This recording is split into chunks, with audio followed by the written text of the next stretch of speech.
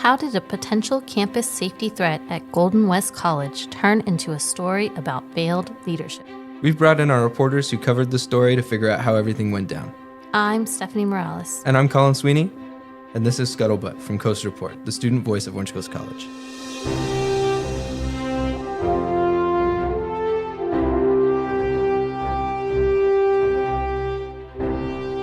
So Stephanie, the first inkling we had that anything was going on at Golden West was from you, who overheard conversations on campus before coming to the Coast Report newsroom on Monday, March 20th.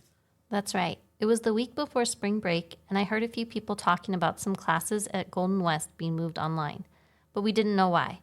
When we gathered in the newsroom that morning, we knew we had to get a story out about it, but had no idea what it would turn into. We decided that since you are a multimedia editor, you would be the logical person to send over to take some photos and to talk to people on campus about what was going on.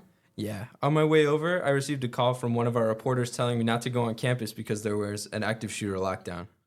I remember that well. We found out from social media that a suspect who had previously shown a gun to 2 students had returned and that the entire campus was on lockdown. For more on what went down, we bring in the person who covered the breaking story in the moment, Coast Report's news editor, Kate Meyers, to tell us more. Welcome, Kate. Thank you. So tell us exactly what happened. Well, at first we had no idea what was going on. We tried to have a normal story budget meeting, but that was pretty much impossible in the rush of breaking news. Our editor-in-chief, Kate Bett, and I stepped out of our meeting and started making phone calls to anyone we could reach at Golden West and the district. Can you talk more about the time element to this? Well, we knew we had to get a story out as soon as possible. There are many students who attend both OCC and Golden West, and we felt we had an obligation to them to deliver information that could potentially save lives if a shooting was taking place. It doesn't get more real than this in journalism. As a reporter, that's a pretty heavy burden. What does that feel like? It's a complicated mix of emotions. On one hand, you're worried for people's safety and are a little bit scared, but on the other hand, these moments are really important as a journalist because you have to be fast, but you have to be accurate. What happened next? It was pretty much over as soon as it started. Less than 30 minutes after the initial Instagram post announcing the lockdown, students received a message on their phones that the lockdown had been lifted. School officials then posted on Instagram that classes were canceled for the rest of the day. Colin, where were you in all of this? Obviously, I didn't want to be on campus if a shooter was there, but as soon as I found out that the threat had passed, the journalist side of me took over. I knew we had to get photos to go with the story. What was the campus like? It was a ghost town. Literally no one was there. The only sign of life I saw was a campus safety cruiser outside the Student Services Center. It felt like something out of a movie almost. Normally, a college campus is bustling with life, so it was so weird to see without anyone there. But wait, I heard about classes being moved online before the lockdown. What was going on there? It turns out the suspect with the gun wasn't the only recent security threat at Golden West. A few weeks earlier, several employees received sexually explicit emails from a former student and a man named Jaguar Lai, a former student assistant who worked in counseling. The emails appeared to target Lai's former coworkers. That sounds worse than getting all those political fundraising emails. Yeah, it was pretty scary, especially since the emails contained personal information probably obtained from LinkedIn and Facebook profiles. Okay, so what happened next? Well, the school filed a cease and desist order against Lai, but it was unable to be delivered. Then, at the beginning of March, Lai reappeared on campus. Thank you for your reporting on this, Kate. Thank you for having me.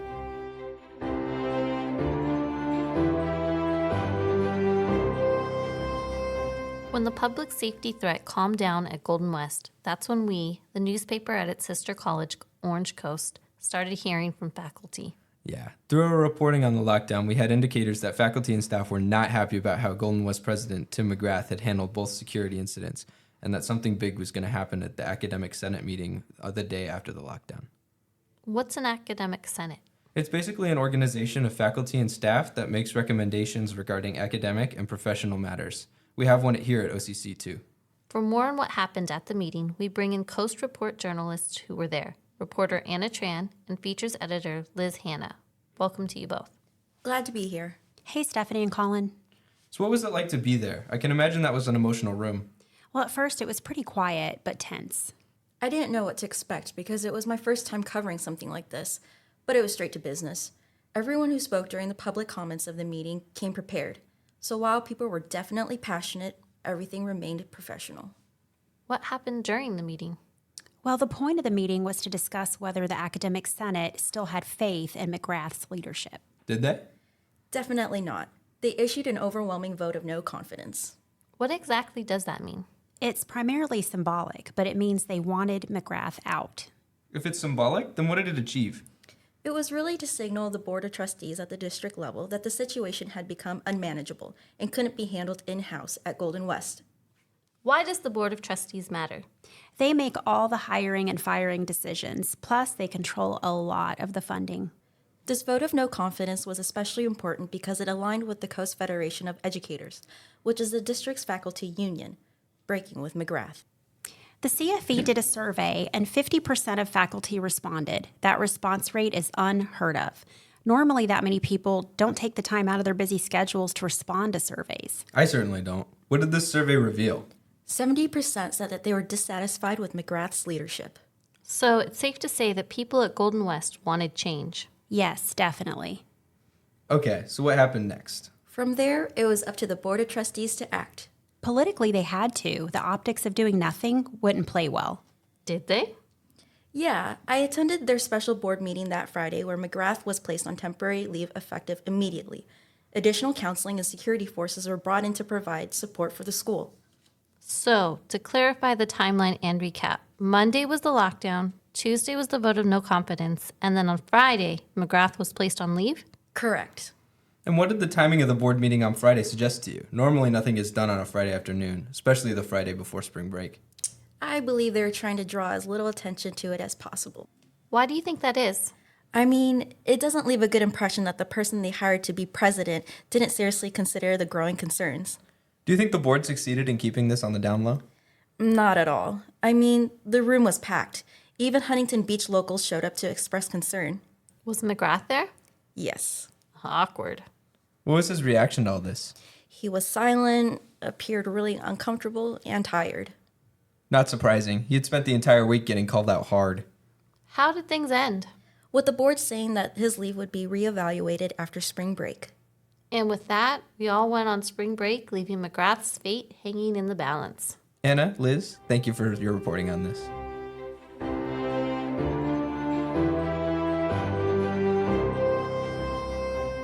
We came back from spring break to a situation at Golden West College that was still very much up in the air. Just days before spring break, Golden West College placed certain classes online after faculty received threatening emails. They held a town hall about safety concerns on Friday. The following Monday, the college was placed on lockdown after a gun was apparently on campus. The next day, the academic senate voted no confidence for the college president, Tim McGrath. And by Friday, the district had placed McGrath on temporary leave. And then silence, the silence of spring break. So what happened when spring break ended? For more on that, we'll bring in Coast Report Editor-in-Chief Kate Bent, who covered the story from the beginning. Welcome, Kate. Thank you for having me. So after McGrath was placed on leave, what did you think was going to happen? I honestly didn't know. That week, the story was developing at such a breakneck pace. It seemed like every day there was something new. But with spring break, everything came to a screeching halt. We wondered if this might slip into the spring break void that so often happens in academia. But I also knew from our reporting that there was a lot of resentment that had been building up for years against McGrath. People were fired up and wanted change. After spring break, during the first week of April, there was a regularly scheduled Board of Trustees meeting. What happened there? McGrath resigned. I think he realized his goose was cooked and didn't want to get fired. Do you think this was just because of the lockdown and the emails? Absolutely not. Sources told us that there had been problems since he was hired in 2018. What kind of problems? A whole host of issues, from creating a toxic work environment to a lack of communication to some serious mismanagement errors. Can you give us some examples? Sure, in 2020, he hired a childhood friend for $375,000 to run the school magazine. Why was this an issue? Critics said that money could have been spent on something that directly helps students, but there were some questionable decisions that were made, like when the Epoch Times, a far-right newspaper known for pushing conspiracy theories, paid to have an article published in the magazine. There was also a provocative ad for cellulite removal that offended many women on campus who said it pushed a harmful body image message. That wasn't the only time women had an issue on campus during McGrath's tenure. No, definitely not. Sources told us that McGrath was known for creating a toxic work environment where female managers were dismissed and not treated very well. And then there was the issue of the sexually explicit emails from Lai. What happened there? A couple things. When the emails were sent out to 21 people on campus, McGrath said it wasn't a big deal because, quote, nothing really happened, unquote. People felt that he didn't understand that sexual aggression and violence primarily targets women and can often start with verbal or written threats. According to our sources, he seemed to have a complete lack of understanding about how violated people felt when they received the emails. There were also said to be issues with communication when one of the suspects sent the email, Jaguar Lai, appeared on campus. He was the former student assistant who worked in the counseling department. What happened there? For starters, when Lai showed up, no one was notified. When a photo of him was sent out, it wasn't sent to students who could have helped identify him. This wasn't the only time there were communication issues with McGrath, right? No. During the lockdown before spring break, professors were notified via email rather than text. The problem with that is most of the instructors on campus at that time were in class and not checking their emails. Most found out from students who saw it on Instagram. Why is that an issue? Well, one of the problems is that Instagram isn't accessible to all students, especially those with visual impairments. We were told that one student was unable to see the post because of his disability and was locked out of classrooms when he thought there was an active shooter on campus. Not only is that terrifying, but it represents a larger issue about a lack of communication from the administration. Thankfully, no one was hurt, but had there been an actual active shooter on campus, getting information out quickly to everyone can mean the difference between life and death. Are these two incidents the first time there have been complaints about McGrath's communication issues? No. When he was vice president of instruction at San Diego Mesa College in 2010, their academic senate also issued a vote of no confidence in him, citing his leadership style and lack of communication. Wow, this seems to be a pattern of behavior with him. Did the board know about this previous vote of no confidence in McGrath when they hired him? According to my sources, they did. To me, this raises some serious questions about how we select our leaders. How thoroughly does the board vet its candidates? Did they and other districts disregard past votes of no confidence? Should there be more oversight of the board?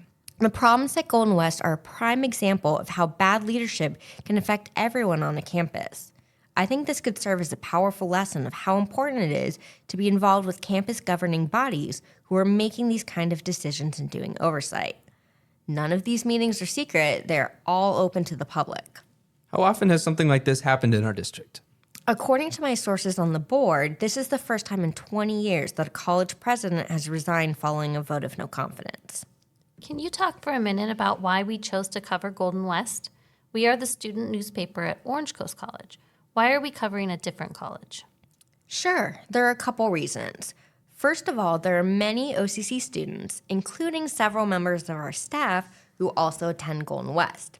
Secondly, both schools fall under the jurisdiction of the Coast Community College District. That means some of the same people are making decisions for both schools.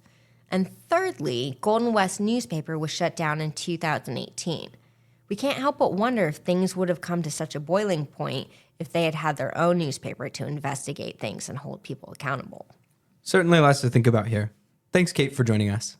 My pleasure. And that concludes this episode of Scuttlebutt. You can find this and upcoming episodes on Spotify, Apple, Google, Amazon, or wherever you get your podcasts. And for the latest news on all things Orange Coast College, follow Coast Report at coastreportonline.com and on our social media channels, including Twitter, Facebook, Instagram, and TikTok at Coast Report. Our theme music was created by OCC music student Brian Dang. Scuttlebutt is a production of Coast Report, the student voice of Orange Coast College. For Colin Sweeney, I'm Stephanie Morales, and thank you for listening to this edition of Scuttlebutt.